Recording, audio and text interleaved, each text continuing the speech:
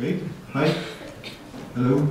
Okay, I will tell you about three things, okay, about work, about happiness, and about sharing.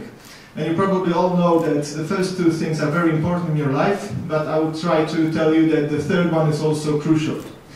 Okay, but before I start my talk, I will ask you three questions which made me think about these issues. So first of all, we have 800 million people in the world and who are suffering from chronic undernourishment. So how do you think? How much more food needs to be produced to feed us all? Okay, that's the first question. Think about it during my talk. Secondly, our main motivation to work is money and satisfaction, let's say, more or less. So before 1970s and 2010, productivity, for example, in the United States, doubled. So the question is, how many people are happy with their job, and by how many percent wages of goods producing workers have increased?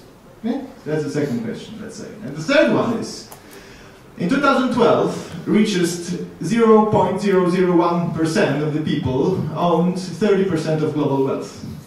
The question is, above which level of income people become happy? Because maybe we can't have as much as they have, but maybe we can be above a certain level that brings happiness. Okay, so start with the analysis, short analysis of our needs. Okay, we probably all know Maslow's pyramid of happiness. Okay, so it starts with physiological needs. Then we have safety, which is also our need. Then we have love and belonging, according to Maslow. Okay, then we have self-esteem and self-actualization. Yeah, that's a common picture. And now, what type of resources we need to fulfill these needs? So, to fulfill physiological needs, we need some money. To be safe, more money. To love, let's be optimistic about it and say we don't need money. Okay. But self-esteem, we need really huge amounts of money because we need faster cars, better holidays, and bigger flats, okay, than the others. And about self-actualization, we also need others because we need to somehow gain some respect and feel better, okay? The problem with it is that in most of the cases, it is about competing with the others. And there is something I don't like about it, okay? Now, have a different picture, look at a different picture, okay? It's how it looks from the macro scale, how our work is being organized, or how it was organized throughout the centuries. So in the prehistory, let's say, we worked basically alone or in small groups and there was no control over it. Then, during so-called ancient regimes, we decided to exploit others. So some of us were the rulers and other people worked for them. And how we did it, how we motivated others, we made it by force or by power, call it whatever. Okay. Then, let's say communism, let's say Soviet Empire, it was also based on exploitation of others. The work was based on exploitation of others by the party, let's say, and how they motivated people by force. Okay? And in our modern capitalism, what we do, we also exploit others, but we don't use it through using power, but using their own needs. Okay? So what I don't like about this picture is that in all of these models of work, we exploit others. Okay? So the question is, why is like that? So let's try to look for the answer at the field of game theory. So you maybe know this prisoner's dilemma.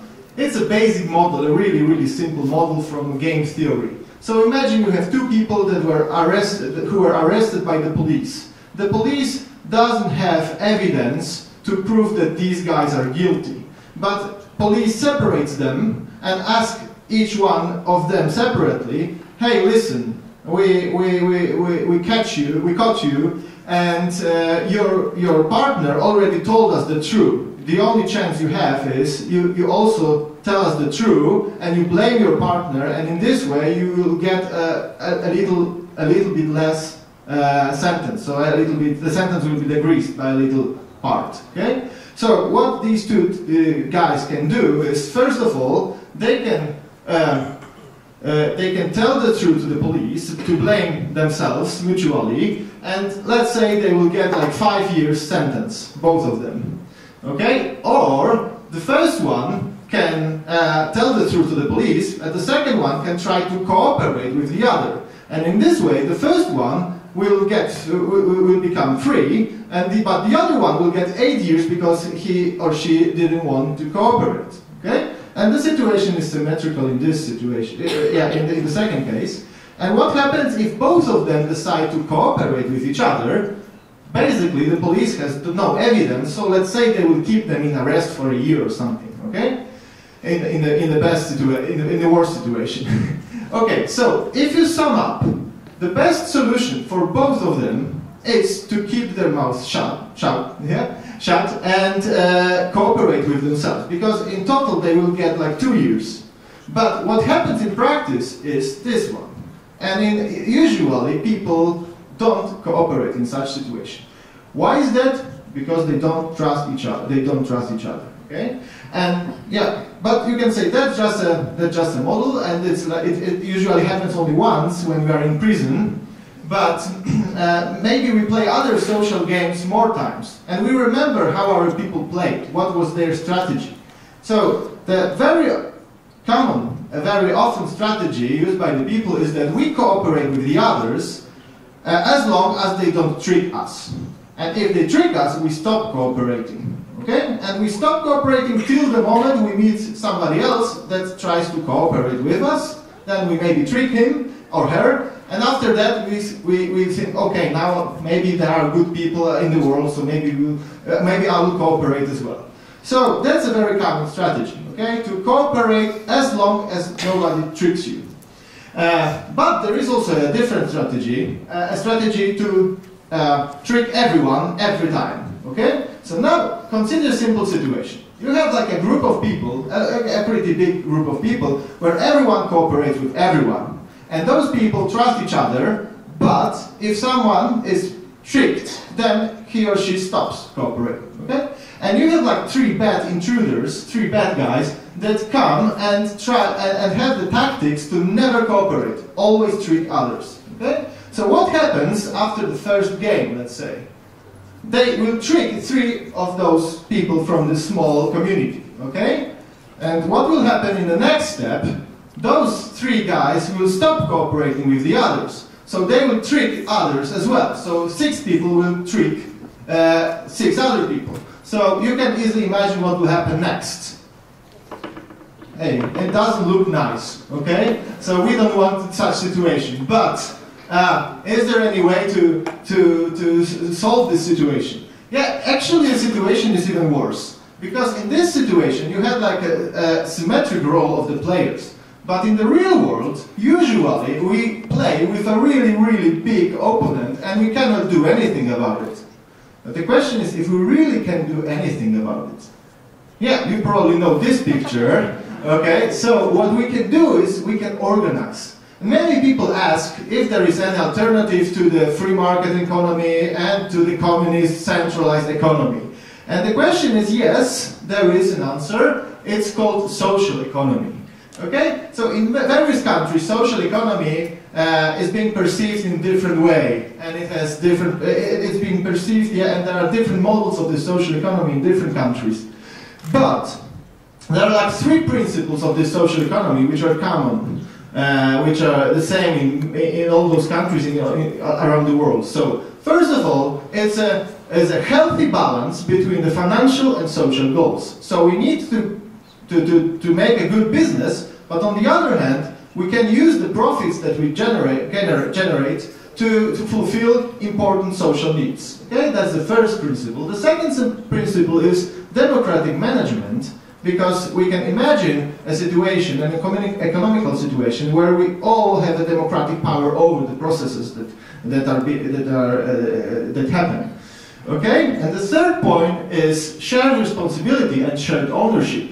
Okay? So we all share the profits that we make, but we also share all the loss, all the negative consequences of our business or of our actions, okay? And it means that we are also co-owners of the whole process, and it makes us more responsible for the whole process. So that's what social economy is about.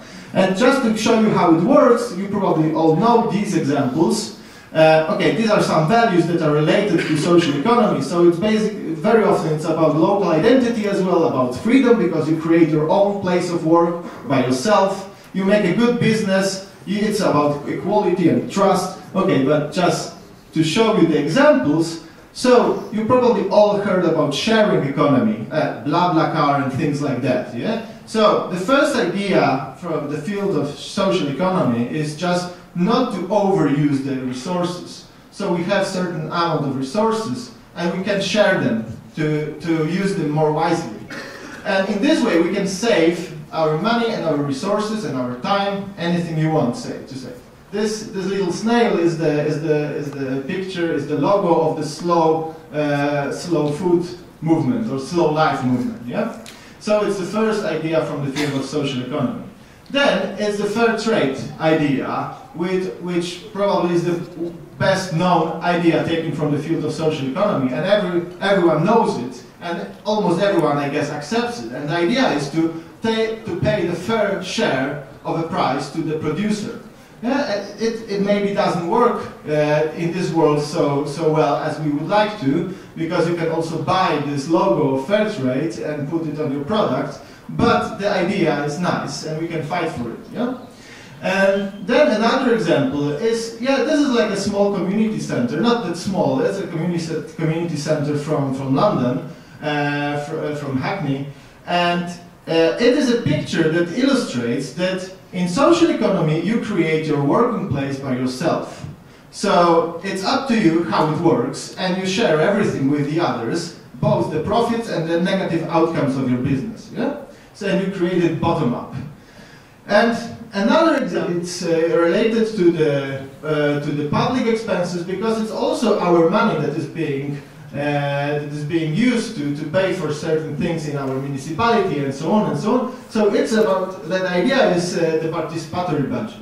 So you see, it's about democracy, it's about sharing, co-responsibility, because we make certain decisions that have an impact on our life and the life of the others. And it's also about the good balance between the social and economic goals and objectives. Yeah, so you all know that. And it more or less works, let's say. The only thing to do is now to think bigger and think wider and think about the whole economy, whole the state economy or whole the global economy in terms of this social economy, okay? But what it means for us. So you remember this Maslow pyramid, okay? And let's say because of the social economy, you see this in this bottom line, we can replace this dollar with sharing. Yeah, so we can share some resources, and in this way we can cooperate and fulfill our physiological needs more easily. It's the same about safety. We can share some resources, and in this way we can cooperate more easily and fulfill these resources. About love and belonging, it's no problem because we already decided that we share it. Yeah. And how about the self-esteem? That's a tricky point. So what Buddha says is that we should forget about the self. The problem is with the self. And what Epicurus told us is that to be happy we need to forget about our needs. It's not about fulfilling our needs. It's about forgetting our needs. So we of course can forget our physiological needs, but we can. I think we can forget about the ego needs, okay? And also, we learned from Socrates that we should forget about the competition. There is a small anecdote when Socrates approaches the winner of the Olympic race, and he asked him, hey, listen, you won the Olympic race. Why are you so happy? Because I won with the others. And Socrates asks, okay, so you won with other people, so it means they were worse than you. Yes, I won with them, they were worse than me. So why are you so happy that you won with people that were worse than you? Okay? So it's something bad with this competition. So what I propose is just get out with this layer of the Maslow pyramid, okay? Forget about it. We don't need this one. And how about self-actualization? So I would say use social economy and free your mind. What's the best resource that you ever had? I would say it's you. So it's your time, it's your respect, these are your values, and so on and so on. So why not to learn from social economy, and why not to share these resources? Just share yourself. That's what I mean by sharing yourself. And in this way, you will need you, yourself, and the others to share with the others. And in this way, let's say, in the world that we would like to have, this Maslow pyramid will really bring us happiness more easily than nowadays. Okay? And it also fits this macroeconomical picture, because social economy is about working together, and the control and motivation is by trust and co-responsibility. So no exploitation, and no power, no violence. Okay, so now I'll give you the answers to the questions that I showed you at the beginning. So, how much more food needs to be produced to feed us all? Okay, no need to produce more. We already produce enough. The only thing is to share it. Yeah? So it should be easy, but it's not that easy. So we can change it. Now, how many percent of the people are happy with their job? 13%. Why is that? Why we don't like our job? Because we don't co-create it. Okay? It's not something that we have control over. Okay? And by how many percent wages of good producing workers have increased in the 70s? Of course by 0%. Why? Because workers do not co-create and not decide about the distribution of the income. Okay? So even the productivity increased, they didn't get anything. Okay, and finally, above which level of income people become happy? There is no such level. So there was a survey in Princeton University, and they found out that above the level of $75,000 per household per year, money doesn't bring anything more. So it has no effect on no impact on our happiness. So we don't need to earn so much. We just need to share what we already have. Okay, so just to sum up, basic needs. You can fulfill them using having a good job and making money. And how about happiness? You should have less needs and you should share more. So let's assume your household gets the profit of less than 75,000 a year. Then ask another question. If you're a victim of an egoist paradox, so it means that you are racing and wanting badly to fulfill all your needs, or you share yourself. In the first case, you should develop social economy to earn and to fulfill your material needs, basic needs, and then you should share yourself to be happy. But if you're already sharing yourself, then you should develop social economy to earn, and you should just keep sharing. Okay? And in the case you earn more than $75,000 a year, let's assume that. You have also two situations, okay? Victim of an egoist paradox, so you are only thinking about your own needs and you will never be happy, or you already share yourself. So in the first situation, you should develop social economy to help the others, okay? And you should share to be happy. And in the final case, if you already share yourself and you earn a lot of money, then you should develop social economy to help others and keep sharing with the others in this way. So, all in all, what you need is to develop social economy and share yourself. That's what I wanted to tell you. Okay? And one final remark, don't talk big, just share. Okay. Thank you.